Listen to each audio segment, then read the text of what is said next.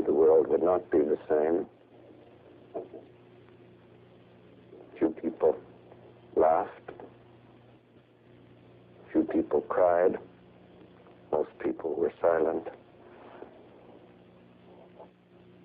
I remembered the line from the Hindu scripture, the Bhagavad Gita. Vishnu is trying to persuade the prince that he should do his duty, and to impress him takes on his multi-armed form and says, "Now I am become death, the destroyer of worlds."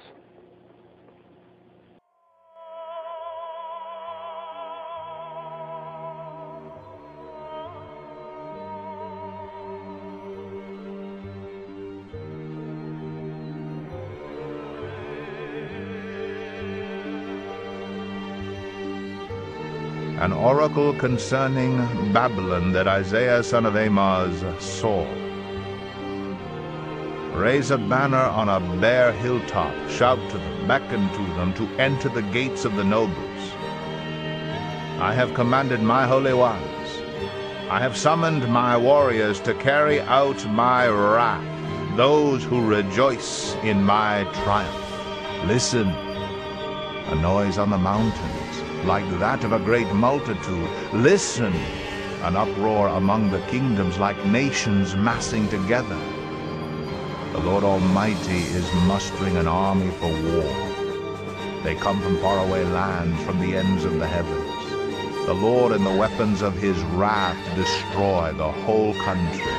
Wail, for the day of the Lord is near. It will come like destruction from the Almighty. Because of this, all hands will go limp, every man's heart will melt, terror will seize them, pain and anguish will grip them.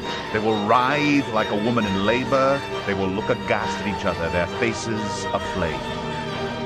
See, the day of the Lord is coming, a cruel day with wrath and fierce anger to make the land desolate and destroy the sinners within it. The stars of heaven and their constellations will not show their light. The rising sun will be darkened and the moon will not give its light. I will punish the world for its evil, the wicked for their sins. I will put an end to the arrogance of the haughty and will humble the pride of the ruthless. I will make man scarcer than pure gold, more rare than the gold of Ophir. Therefore, I will make the heavens tremble, and the earth will shake from its place at the wrath of the Lord Almighty in the day of his burning anger. Like a hunted gazelle, like sheep without a shepherd, each will return to his own people, each will flee to his native land. Whoever is captured will be thrust through, and all who are caught will fall by the sword. Their infants will be dashed to pieces before their eyes, their houses will be looted, and their wives ravished. See, I will stir up against them the Medes, who do not care for silver and have no delight in gold. Their bows will strike down the young men. They will have no mercy on infants, nor will they look with compassion on children. Babylon, the jewel of kingdoms, the glory of the Babylonians' pride, will be overthrown by God like Sodom and Gomorrah. She will never be inhabited or lived in through all generations.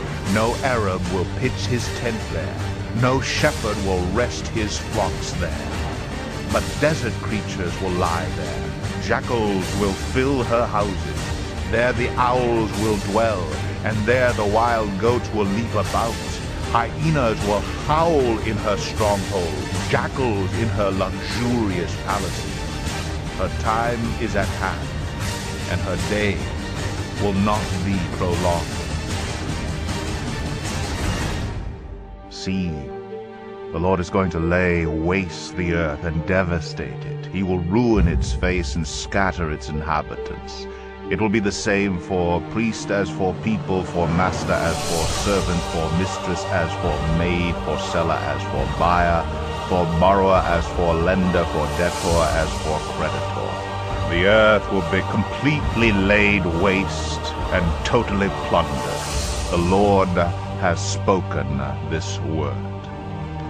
The earth dries up and withers, the world languishes and withers. The exalted of the earth languish. The earth is defiled by its people. They have disobeyed the laws, violated the statutes, and broken the everlasting covenant. Therefore a curse consumes the earth. Its people must bear their guilt. Therefore earth's inhabitants are burned up, and very few are left.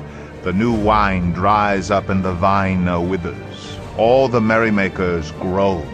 The gaiety of the tambourines is stilled.